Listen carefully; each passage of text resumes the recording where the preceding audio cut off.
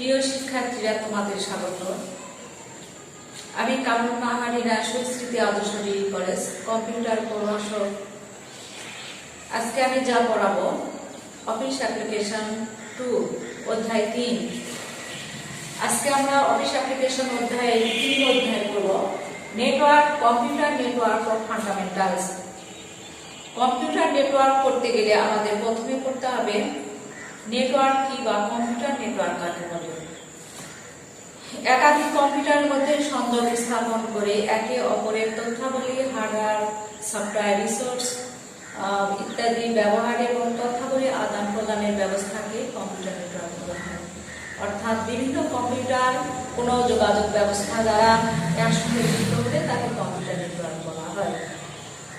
বিভিন্ন ধরনের computer networking সিস্টেমে একাধিক কম্পিউটারের মধ্যে যোগাযোগ বা কমিউনিকেশন এবং শেয়ারিং সংগঠনে ভিত্তি করে 3টি মডেল ব্যবহৃত হয়, যথা কেন্দ্রভিত্তিক মডেল, বিভাজক মডেল ও সহযোগী মডেল। যেমন 1 নম্বর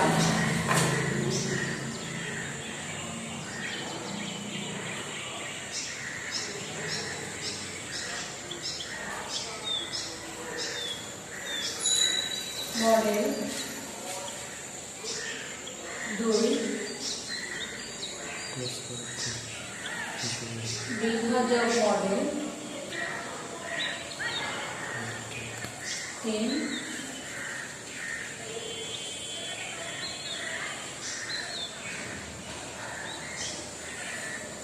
তাহলে একাধিক কম্পিউটারের মধ্যে কমিউনিকেশন ও শেয়ারিং সংগঠনের 3 ধরনের মডেল ব্যবহৃত হয়ে থাকে। কেন্দ্রীভূত মডেল কাকে বলে?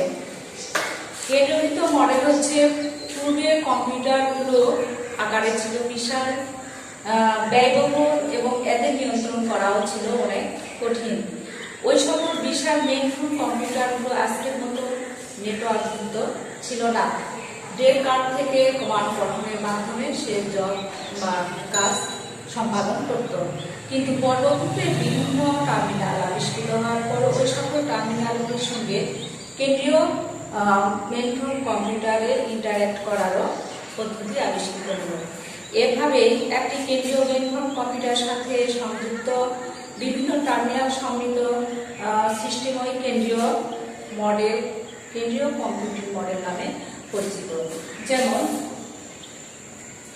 কেন্দ্রীয় কম্পিউটিং মডেলের চিত্র আমরা দেখাই।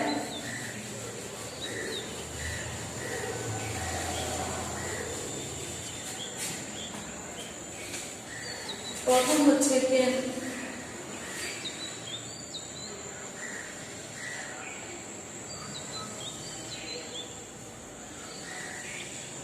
কেন্দ্রীয় মেইনফ্রেম কম্পিউটার।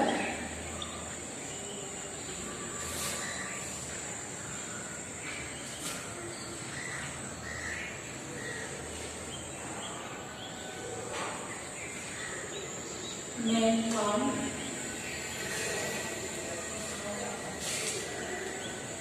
কম্পিউটার, এই কেন্দ্রীয় মেইনফ্রেম কম্পিউটারের সঙ্গে সংযুক্ত বিভিন্ন টার্মিনাল সমূহ, যেমন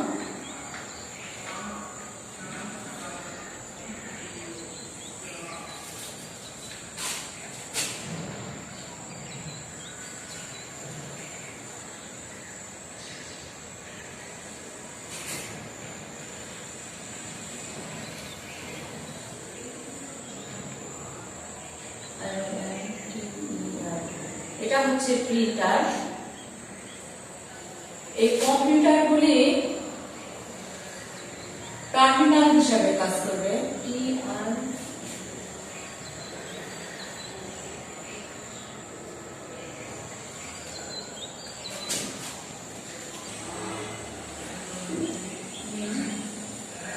টার্মিনাল মেইনফ্রেম কম্পিউটারটি 100% কাজ করে, 100% কম্পিউটিং।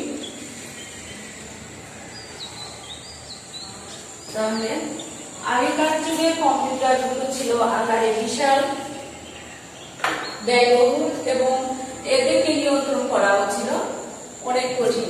ওই সকল বিষয় এই মেইনফ্রেম কম্পিউটারগুলি সঙ্গে আজকের মতো নেটওয়ার্ক ছিল না। এই জন্য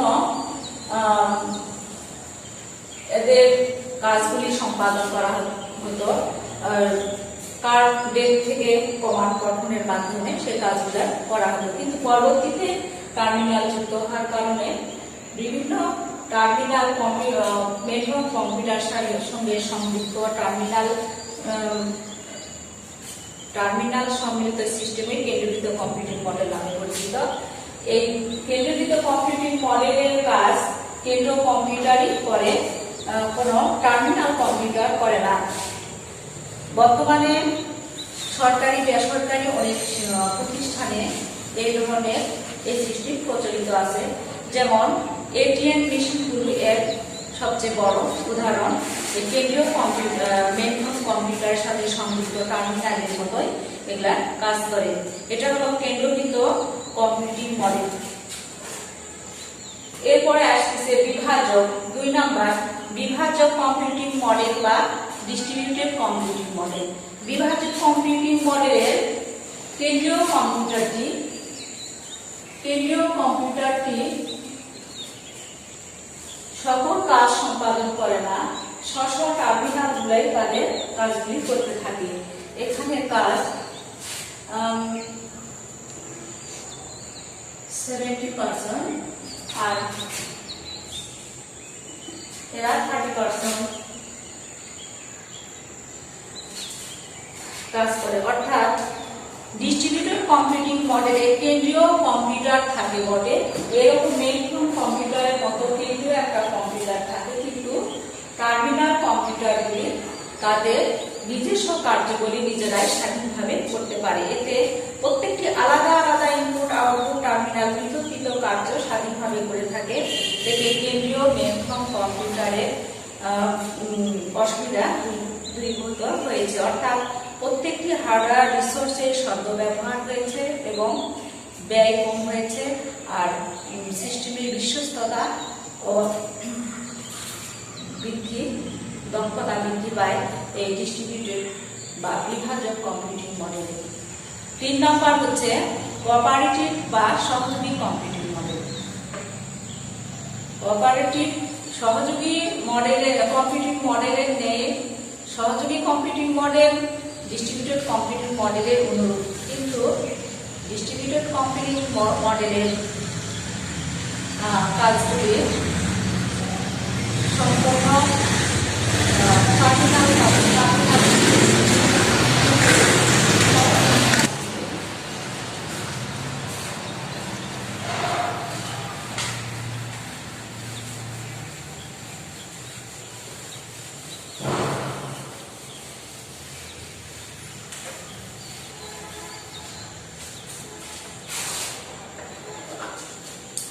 আমরা যা করতেছি তা হচ্ছে সহযোগী বা কোঅপারেটিভ কম্পিউটিং মডেল।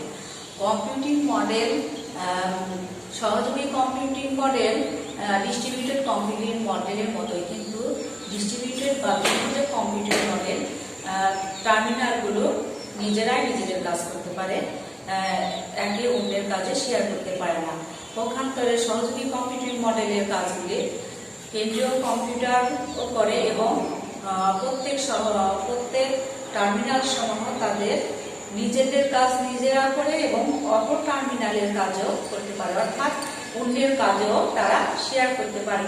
এতে ডিস্ট্রিবিউটেড কম্পিউটিং মডেলের চেয়ে সহযোগী কম্পিউটিং মডেলের গ্রহণযোগ্যতা বেশি, কারণ এতে প্রত্যেকটি ডিভাইস বা প্রত্যেকটি টার্মিনাল সহ অলস সময় কাটানো, সময়ের অপচয় কম হয়, অর্থের সাশ্রয় হয়, সর্বোপরি সিস্টেমের বিশ্বস্ততা ও দক্ষতা বৃদ্ধি পায়। তাহলে 3 ধরনের কম্পিউটিং মডেলের মধ্যে কেন্দ্রীভূত কম্পিউটিং মডেল, বিভাজক কম্পিউটিং মডেল এবং সহযোগী কম্পিউটিং মডেল। কিন্তু কম্পিউটার নেটওয়ার্কের উদ্দেশ্য হচ্ছে, বর্তমানে আমরা এখন কম্পিউটার নেটওয়ার্কের উদ্দেশ্য বলবো। বর্তমান সময়ে যে বিষয়টি সারা বিশ্বব্যাপী আলোচিত তা হচ্ছে তথ্য প্রযুক্তি। আর এই তথ্য প্রযুক্তির সর্বত্র ব্যবহার নিশ্চিত করতে হলে প্রয়োজন পৃথিবীর বিভিন্ন প্রান্তের কম্পিউটারগুলি নেটওয়ার্কের আওতায় আসা। কারণ এতে নেটওয়ার্ক সিস্টেম কম্পিউটারে একাধিক কম্পিউটার পরস্পরের তথ্য শেয়ার করতে পারে, হার্ডওয়্যার সফটওয়্যার রিসোর্স সহ শেয়ার করতে পারে। ফলে কোনো কম্পিউটার ব্যবহারকারী যদি নিজস্ব প্রিন্টার নাও থাকে তবুও তার ফাইল সমূহ অন্যান্য নেটওয়ার্ক সংযুক্ত কম্পিউটার ব্যবহারকারী প্রিন্টার ব্যবহার করে তার প্রয়োজনীয় কার্য সম্পাদন করতে পারে। আবার অন্যান্য ব্যবহারকারীরা তাদের প্রয়োজনে হার্ডওয়্যার ও সফটওয়্যার রিসোর্স সময় এভাবে পরস্পরের কাছে শেয়ার করতে পারে। বিভিন্ন ব্যবহারকারী পরস্পর নিজেদের মধ্যে কাজের বন্টনের মাধ্যমে কাজ বিনিময় করতে পারে। কোনো একক কম্পিউটারের চেয়ে তুলনামূলকভাবে নেটওয়ার্কযুক্ত কম্পিউটারের বিশ্বস্ততা ও দক্ষতা অনেক বেশি। এই সিস্টেমে অধিক মাত্রায় প্রয়োজনীয় তথ্য সংরক্ষণ ও তথ্য নিরাপত্তা ব্যবস্থা বিদ্যমান। এতে সময় কম, খরচ ও জনবল সংক্রান্ত তথ্যাবলী বিদ্যমান। তাই পরিশেষে বলা যায় আর্থিক সাশ্রয়, সময়, সিস্টেমের বিশ্বস্ততা, নিরাপত্তা, দক্ষতা নিশ্চিত করে হার্ডওয়্যার ও সফটওয়্যার রিসোর্স সমূহ শেয়ারিং এর মাধ্যমে একাধিক কম্পিউটারের মধ্যে তথ্য ও কাজের আদান প্রদান করাই হলো কম্পিউটার নেটওয়ার্কের মৌলিক উদ্দেশ্য। কম্পিউটার নেটওয়ার্কের মৌলিক উদ্দেশ্য এবং কম্পিউটার নেটওয়ার্কের সুবিধাও আমরা জানি।